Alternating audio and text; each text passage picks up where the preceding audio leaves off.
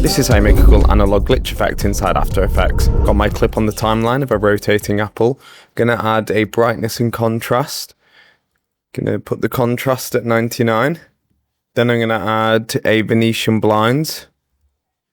Make sure the direction's at 0 and then the transition completion 77 and the width at 8.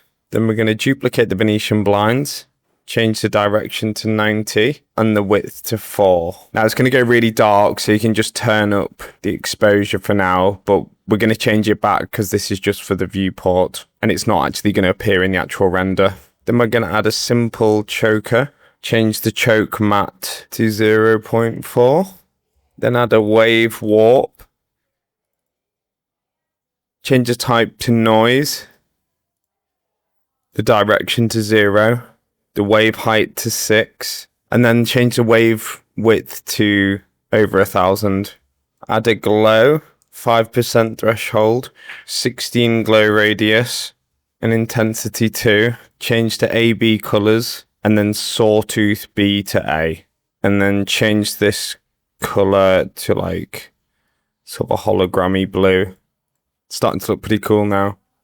Then add a levels individual controls.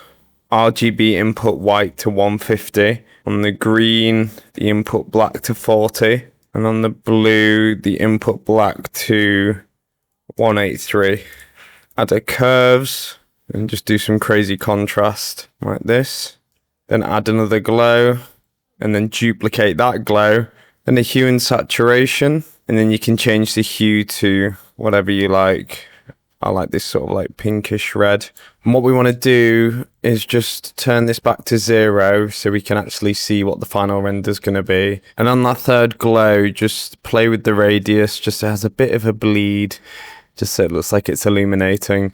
And then we can be really cheeky and just throw on a exposure, just to help bring back some of that light. And voila, there we have it, the analog glitch effect. If you found this tutorial helpful, then subscribe to Astrella for daily After Effects.